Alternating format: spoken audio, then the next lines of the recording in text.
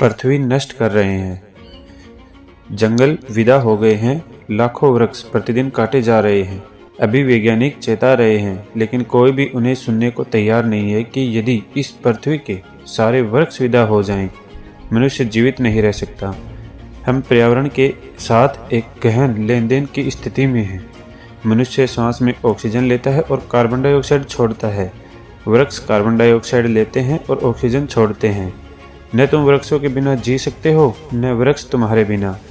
यह एक सीधा उदाहरण है, अन्यथा जीवन और भी हजार तरह से जुड़ा हुआ है। क्योंकि हजारों वृक्ष कट रहे हैं, वातावरण में इतनी कार्बन डाइऑक्साइड इकट्ठी हो गई है कि इसने पूरी पृथ्वी का तापमान 4 डिग्री बढ़ा दिया है। तुम्हारे लिए ज़्यादा महत्वपूर्ण नहीं 4 डिग्री, लेकिन यह कम महत्वपूर्ण नहीं।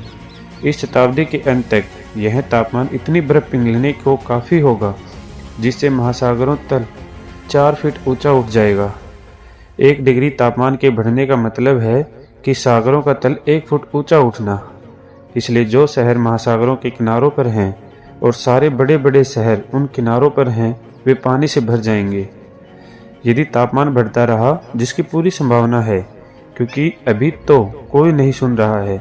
बिना किसी समय के वृक्ष काटे जा रहे हैं, व्यर्थ चीज़ों के लिए, घटिया अखबारों के लिए। तुम्हें अखबार चाहिए और तुम जीवन को नष्ट कर रहे हो।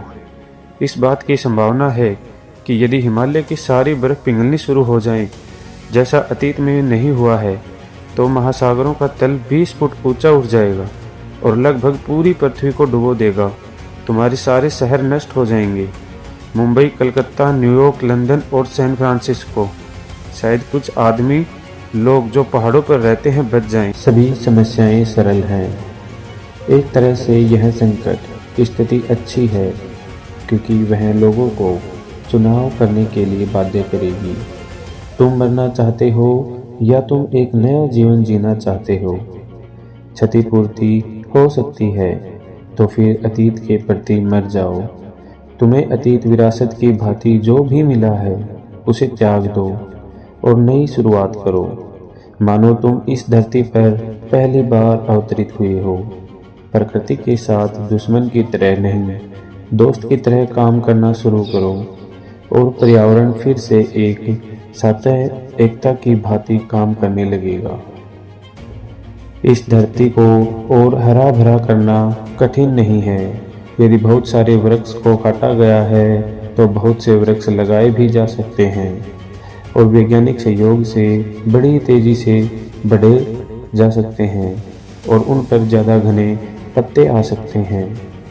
नदियों में भिन्न भिन्न प्रकार के अवरोध खड़े किए जा सकते हैं जिससे कि देशों को बाढ़ से नुकसान न हो। वहीं पानी कई गुना अधिक बिजली पैदा कर सकता है और हजारों गांवों की अंधियारी रातें रोशन कर सकता है।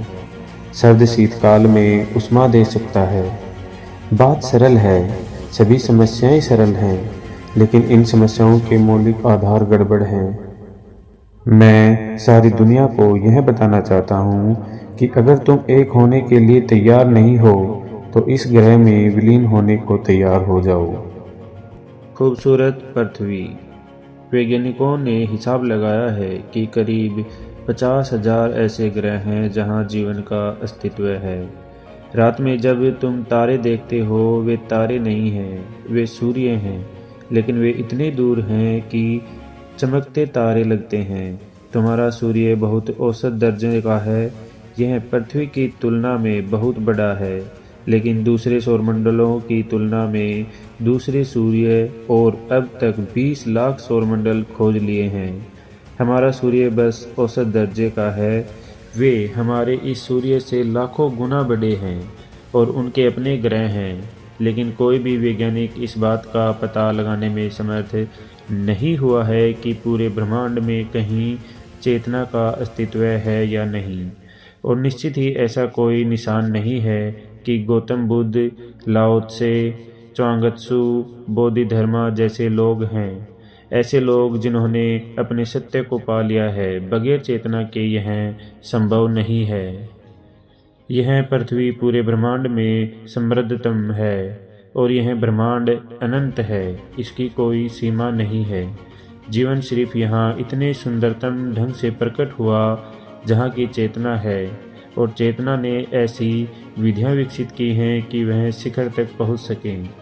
चेतना के एवरेस्ट पर चीज़ें ऐसे जगह आ गई हैं कि पूरी मानवता को जगाया जा सकता है, और यदि लोग चर्च सिनागोग जाना बंद कर दें, स्वयं को अमेरिकन, रशियन, भारतीय कहना बंद कर दें, यदि वे घोषणा कर दें कि यह पूरी पृथ्वी एक है और सारी पृथ्वी वैज्ञानिकों को संसाधन उपलब्ध करवाएगी ताकि वे बेहतर जीवन के लिए कार्य कर सकें। अधिक जीवन, अधिक चेतना, बेहतर चेतना, हम सारी दुनिया इतने बुद्ध पुरुषों से भर सकते हैं कि फूल भी उतनी खुशबू नहीं दे पाएंगे। आज हम धरती को नष्ट कर रहे हैं, जो इस विशाल ब्रह्मांड में एकमात्र स्थान है, एक छोटा सा ग्रह जो चेतना के सर्वोच्च शिखर पर आ गया है। यह केवल मानवता के प्रति ही अपराध नहीं है, बल्कि पूरे ब्रह्मांड के प्रति अपराध है।